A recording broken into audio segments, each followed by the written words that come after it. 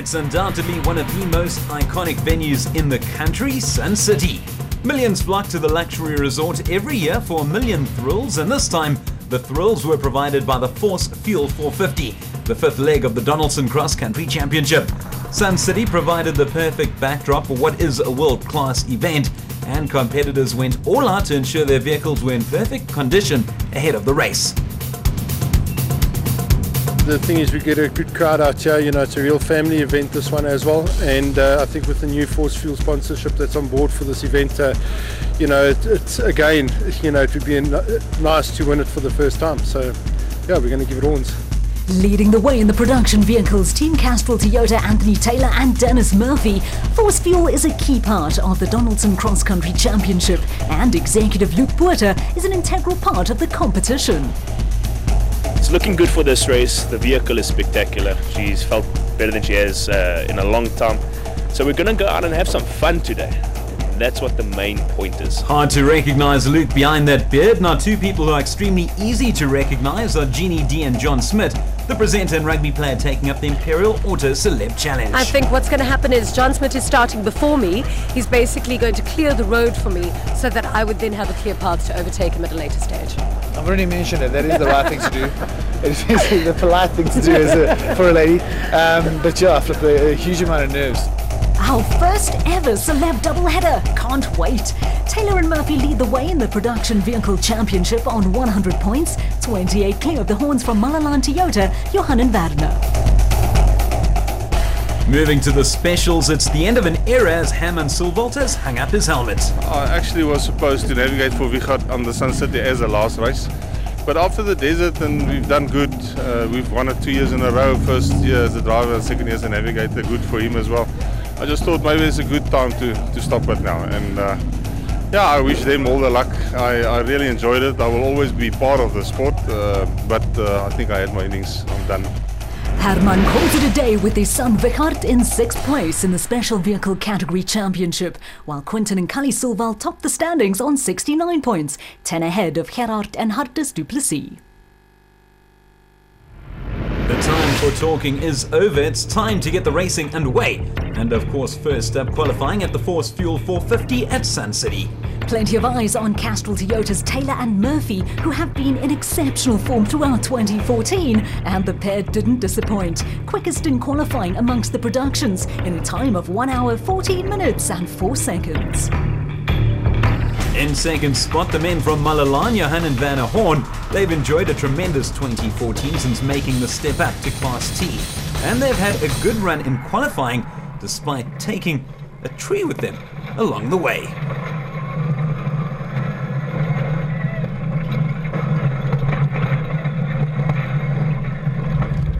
Gary Bertholdt and Siegfried Rousseau from Atlas Copco Ford Racing in 3rd place. The pair enjoyed a clean run, riding the wave of momentum following their Dakar Challenge victory.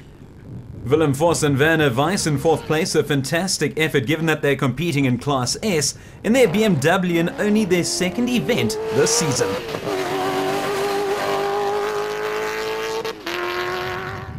Christian Deploy and Henk Janssen van Vieren in the RFS Motorsport Ford Ranger are currently 5th. They got stuck in heavy dust towards the end, but made it home safely.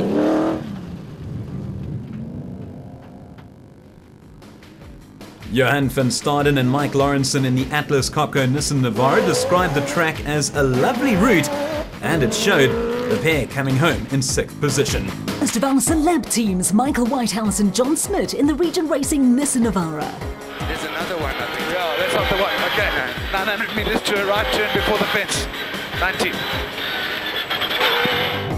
Not bad going at all, John. So Taylor and Murphy in their usual place, first, followed by the Horns, while Bertholdt and Rousseau round off the front 3.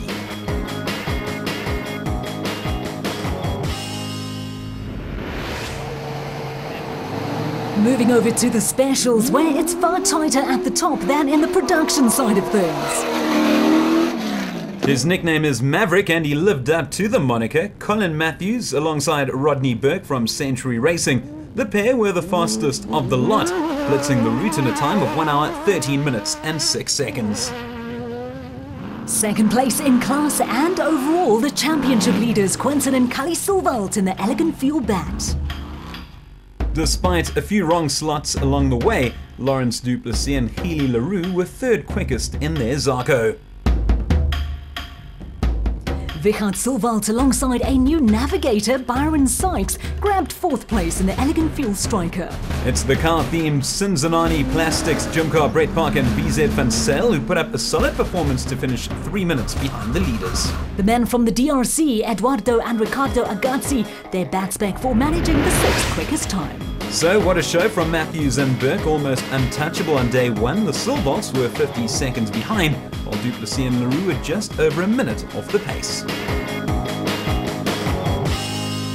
In a playground like Sun City, it's hard to focus on the job at hand, but work has to be done. The hard work, of course, was done out on the route, particularly by the horns. I think tomorrow is just to try to keep the position and not to get bunches and then just stay where we are. I think Anthony is 10 seconds in front of us, and the dust is going to be a problem, so just to keep it clean tomorrow. Second for them in the productions, while the Silvalts are second in the specials. Unfortunately, we caught Evan, who had a problem about 30 k's from the start, so we got stuck in his dust for about the last 70 k's, so that was a bit difficult, but I think some good practice for tomorrow, because I think tomorrow's going to be a lot more of the same. As the sun rises over Sun City, it's Matthews and Burke who lead the way on the front of the grid, while Taylor and Murphy are in third spot, but first in productions.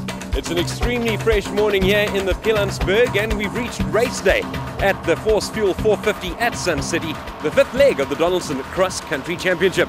Behind me, the leader of the pack, Colin Matthews from Century Racing. Will he stay in front when we reach the finish? Only time will tell.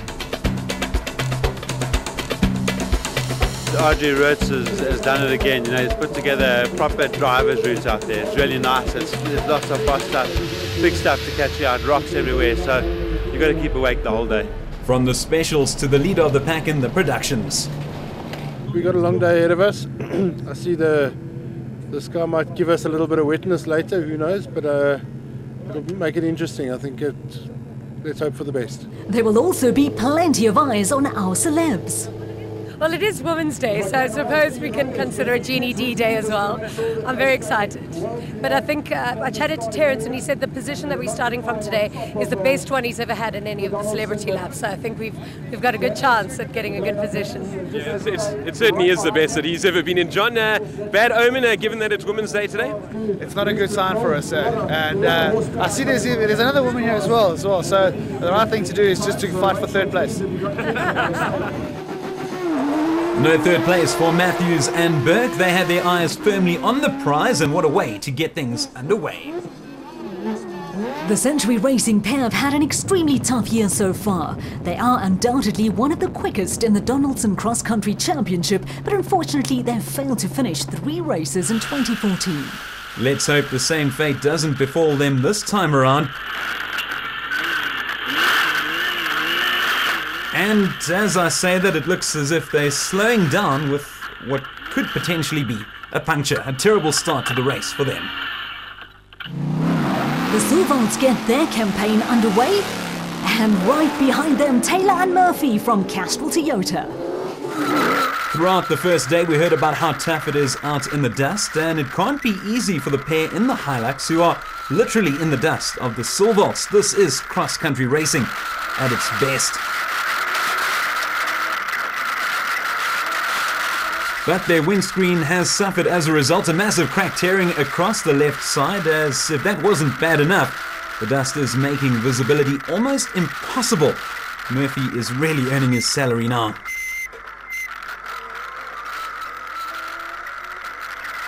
Excellent driving from the pair. They've managed to get past the Silvalts, who are first amongst the specials following the puncture suffered by Matthews.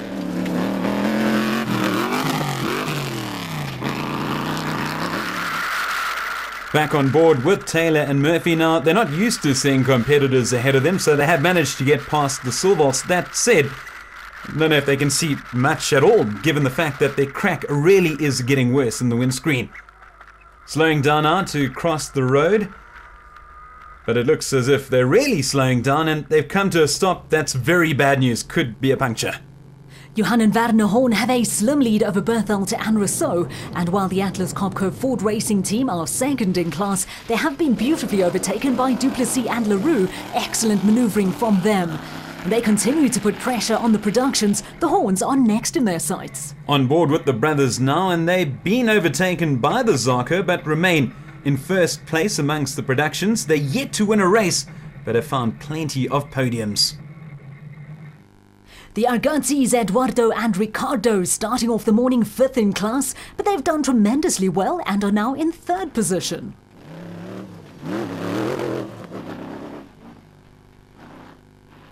One behind them, and it's the one Silvault, Bertholdt, alongside Sykes. Bertholdt still getting to grips with driving. This is only his second race behind the wheel. Brett Parker and VZ Van Sale dropping to 5th. VZ, one of the more talkative navigators in the championship, and he'll be doing a lot of talking today in this dust. Going strong is Rustenburg-based pair Willem Vos and Werner Weiss. They're leading the Class S brigade by quite some distance. Holding on to their starting position of 6th in the specials, the men from KZN, Daniel Brooks and Gavin Gray in the Ducatis Properties bat. They look to be slowing down, hopefully not for technical reasons. Oh, it was just to let Duploy and Janse van Vieren through. The RFS Motorsport Ford Ranger pair fighting their way up the field, aiming for a good result. 5th in Class T, the Atlas Copco Nissan Navara of Johan van Staden and Mike Lawrenson. First time we were having a look at Leroy Poulter and Rob Howie in the Castrol Toyota Hilux. A puncture in qualifying cost them dearly with a starting position way down the field, but they are making good progress and are currently 6th in class. The first of our celebs, John Smith and Michael Whitehouse. They may have dropped a place, but are looking solid in 7th. The Regent Racing livery having undergone a makeover, the new grey looking very sleek. Cautious, eh? Yeah. There's a double caution coming, but that's in 1.5 Ks. And all it really is a right turn and then another right turn over the road. Lean forward, John, lean forward.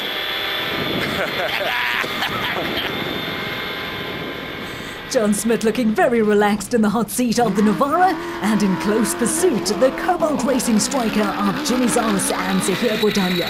Defending champions Evan Hutcherson and Donnie Stassen still searching for their first win of the year, and in fact looking for only their 3rd finish of the season. They're currently 8th in Class A as they ease past the Class B competitors, John Thompson and Maurice Zamatin. And if that wasn't enough, they now have others in their sights. These two absolutely flying. Next to get the treatment, Yanni Visser and Yorks Leroux. But now a wall of dust awaits them. So after 70 Ks, Duplessis and Leroux have taken over the front spot, followed by the Silvaults, while the puncture suffered by Matthews and Burke has seen them drop to 3rd amongst the specials. In the productions, we have a new leader in the Horns, Johan and Werner, with the Atlas Copco Ford Ranger, Bertholdt and Rousseau in 2nd place. New leaders in Class A, Duplessis and Leroux continuing their good form in qualifying. They'll need to keep their wits about them though, because not far behind, championship leaders Quinton and Cully Silvault in their elegant fuel bat. Tremendous performance so far from the Horns. Could they be on their way to their first overall win? The Maverick Colin Matthews with Rodney Burke. Their earlier puncture hasn't been too disastrous. A podium place still in sight, but there's a lot of racing to come. Bertholdt and Rousseau have really come into their own over the last few races. They've finished every race and had an exceptional time in Botswana. They're lying 2nd in Class T. The Agati still lying 4th in the specials following a pretty amazing start to the race. Deploy and Janse van Vieren got stuck in plenty of dust during qualifying. They've managed to get in the clear so far. They round off the front 3 for now.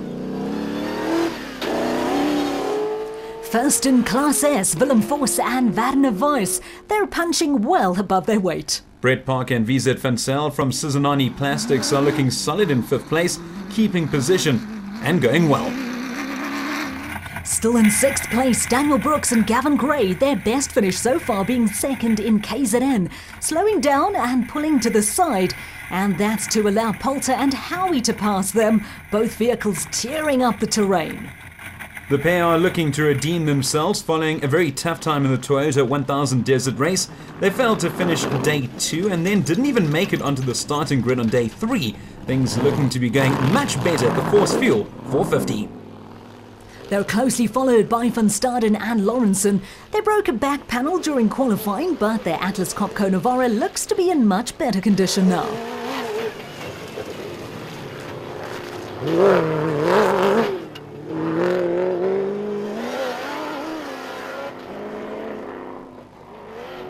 They're back on the road but find themselves in a very unaccustomed position and having to work extremely hard if they wish to make up lost time. The championship leaders and defending champs Anthony Taylor and Dennis Murphy. Holding on to 8th position, Michael Whitehouse and our former Bob captain John Smith. The Sharks CEO has a massive love for cars and it shows. They are, however, being caught by Hutcherson and Stassen. The Motorite duo have built up quite a reputation in this race for overtaking production vehicles, and it's not abating. They looked to slow down a tad, but eventually they made their move.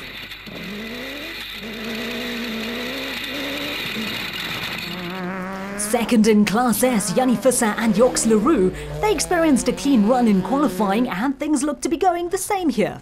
Keith Dutoy and Zander Meyer in only their third race this season in the ex-Harper Bat, describing the route as extremely demanding with, surprise, surprise, plenty of dust. Second in Class P, reigning champions John Thompson and Maurice Madden. They've done very well this year, finding the finish in all but one race.